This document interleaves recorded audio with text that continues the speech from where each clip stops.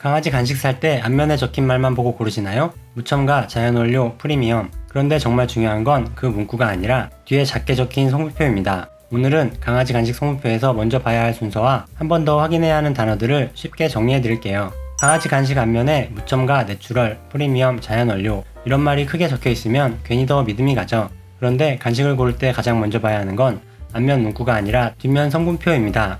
앞면은 보호자 눈에 먼저 들어오게 만든 말이고 성분표는 실제로 무엇이 들어갔는지 보여주는 부분입니다. 강아지는 몸집이 작기 때문에 보호자 눈에는 별거 아닌 간식 한두 개도 몸에는 꽤 큰 비중으로 들어갈 수 있습니다. 그래서 잘 먹으니까 좋은 간식이라고만 보면 안 됩니다. 잘 먹게 만들기 위해 단맛을 더하거나 향을 강하게 만들거나 식감을 부드럽게 조절한 제품도 있기 때문이죠. 성분표에 모르는 단어가 있다고 전부 나쁜 간식이라는 뜻은 아니에요.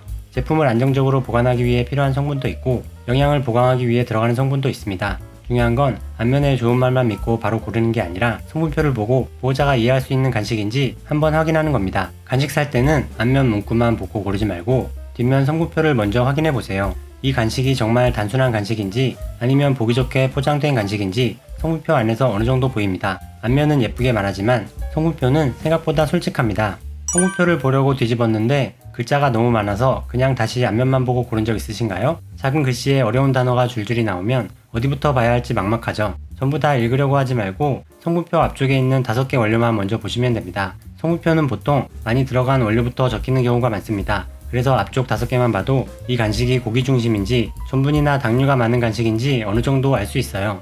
앞면에는 닭고기 사진이 크게 있고 이름도 닭고기 간식처럼 보이는데 성분표 앞쪽에 닭고기보다 전분류나 국류, 물엿, 당류 같은 표현이 먼저 보인다면 생각보다 고기 중심 간식이 아닐 수 있습니다. 반대로 닭고기, 오리, 연어, 소고기처럼 구체적인 원료가 앞쪽에 분명히 보이면 훨씬 판단하기 쉽습니다. 그리고 닭고기 함유, 연어 사용, 소고기 맛 이런 표현은 좋아 보이지만 그 재료가 많이 들어갔다는 뜻은 아닐 수 있어요. 그래서 간식 이름보다 성분표 앞쪽 5개를 먼저 보셔야 합니다. 간식을 살 때는 앞쪽에 닭고기, 연어처럼 구체적인 단백질 이름이 있는지 전분류나 국류, 물엿, 당류 같은 표현이 앞쪽에 몰려있지는 않은지 원료가 어떤 재료인지 분명하게 적혀 있는지 이 3가지만 먼저 보세요. 이렇게만 해도 간식을 고르는 기준이 훨씬 선명해집니다. 앞면 사진은 맛있어 보이게 만들 수 있지만 간식의 진짜 정체는 이름보다 첫 5개 원료에 가깝습니다. 강아지 간식인데 냄새가 유난히 달콤하거나 표면이 살짝 끈적한 간식 본 적 있으시죠? 강아지가 정말 잘 먹으니까 보호자 입장에서는 역시 맛있는 간식이구나 하고 생각하기 쉽습니다. 그런데 성분표를 봤을 때 물엿, 당류, 실험류, 올리고당, 벌꿀, 농축액 같은 단어가 앞쪽에 있다면 한 번 더 보셔야 합니다. 이런 성분이 들어갔다고 해서 무조건 나쁜 간식이라는 뜻은 아닙니다. 다만 성분표 앞쪽에 있다는 건 그만큼 비중이 작지 않을 수 있다는 뜻입니다. 보호자 눈에는 작은 간식 한두 개여도 하루 전체 섭취량에서는 꽤 큰 비중이 될 수 있습니다. 당류가 앞쪽에 있는 간식은 강아지가 더 잘 먹게 만들 수 있지만 그만큼 더 자주 찾게 만들 수도 있습니다. 보호자는 우리 아이가 이 간식을 제일 좋아해요 라고 생각하지만 사실은 재료 자체보다 단맛과 향에 반응하고 있을 수도 있습니다. 그리고 이런 간식이 반복되면 살이 찌기 쉽고 평소 사료나 담백한 간식에는 흥미가 줄어들 수 있어요. 체중 관리가 필요한 아이, 췌장염 병력이 있는 아이, 나이가 들면서 활동량이 줄어든 아이는 당류와 칼로리를 더 조심해서 봐야 합니다. 간식을 고를 때는 성분표 앞쪽에 물엿이나 당류가 있는지 먼저 보세요. 뒤쪽에 아주 조금 들어간 것과 앞쪽에 적혀 있는 것은 의미가 다릅니다.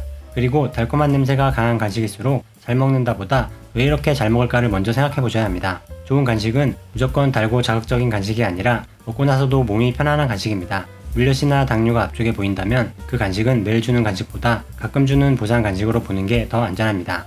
강아지가 유독 말랑한 간식만 좋아해서 사료는 안 먹고 간식 봉지만 바라보고 있던 적 있으신가요? 말랑한 간식은 훈련할 때도 편하고 작게 잘라주기도 좋고 씹는 힘이 약한 아이들도 잘 먹습니다. 그래서 보호자 입장에서는 이건 편하니까 괜찮겠지 하고 자주 주게 되죠. 그런데 개봉한 뒤에도 며칠 몇 주 동안 계속 촉촉하고 말랑하다면 식감을 유지하기 위한 성분이 들어갔을 수 있습니다. 성분표에서 글리세린, 소르비톨, 프로필렌 글리콜 이런 단어가 보이면 한 번 더 확인해 보세요. 이 성분들이 보인다고 해서 무조건 나쁜 간식이라는 뜻은 아니지만 매일 먹이는 간식이라면 우리 아이의 배가 편한지 변 상태가 괜찮은지 같이 봐야 합니다. 소르비톨은 아이에 따라 장에서 가스가 차거나 변이 묽어지는 데 영향을 줄 수 있습니다. 글리세린은 수분을 잡아주는 역할을 하지만 그냥 글리세린이라고만 적힌 제품보다 식물성 글리세린처럼 출처가 더 분명한 제품이 보호자가 판단하기는 더 쉽습니다. 프로필렌 글리콜은 반습식 간식이나 촉촉한 제품에서 보일 수 있는데 이 이름이 보이면 매일 반복해서 먹일 간식으로 괜찮은지 한 번 더 생각해보는 편이 좋습니다. 강아지가 잘 먹는다고 해서 몸에도 잘 맞는 건 아닙니다. 말랑한 간식을 먹은 날 변냄새가 유독 심해졌거나 물은 변을 보거나 배가 불편한 듯 몸을 웅크리거나 방귀가 많아졌다면 오늘 뭘 먹었지 하고 성분표를 다시 봐주세요. 말랑한 간식은 매일 습관처럼 주기보다 훈련할 때나 꼭 필요한 보상으로 구분해서 주는 게 좋습니다. 잘 먹는 이유가 성분표 안에 숨어 있을 수 있습니다. 간식을 한번 사두고 서랍이나 주방 한쪽에 오래 두고 먹인 적 있으신가요? 대용량 간식이나 소시지처럼 생긴 간식, 햄처럼 말랑한 간식은 유통기한도 남았으니까 괜찮겠지 하고 계속 주게 되는 경우가 많습니다. 그런데 오래 보관되는 간식일수록 성분표에서 꼭 봐야 하는 게 있어요. 간식 안에 들어있는 지방은 공기, 열, 습기에 오래 닿으면 산화될 수 있습니다. 기름이 오래되면서 맛과 냄새가 변하고 몸에 부담이 될 수 있어요. 이런 변화를 막기 위해 제품에는 보존료나 산화 방지제가 들어갈 수 있습니다. 한국 성분표에서는 안식향산이나 소부산 칼륨 같은 보존료 이름이나 토코페롤, 로즈마리 추출물 같은 산화 방지 성분이 보일 수 있어요. 이런 성분이 보인다고 해서 무조건 나쁜 간식이라고 단정할 필요는 없습니다. 다만 매일 반복해서 먹이는 간식이라면 혼합 토코페롤, 비타민 E, 아스코르브산, 로즈마리 추출물처럼 보존 방식이 비교적 익숙하게 적힌 제품이 보호자가 판단하기는 더 편합니다. 그리고 수시지형 간식이나 햄처럼 보이는 간식은 소금, 나트륨, 아질산 나트륨, 질산 나트륨 같은 단어가 있는지 봐야 합니다. 성분표 앞쪽에 소금이나 나트륨이 있다면 맛을 강하게 만든 제품일 수 있고 심장이나 신장에 문제가 있는 아이에게는 더 부담이 될 수 있습니다. 보호자 눈에는 잘 먹는 간식으로 보이지만 강아지 몸에서는 짠맛과 지방, 보존 성분을 함께 처리해야 하는 음식이 될 수 있는 거죠.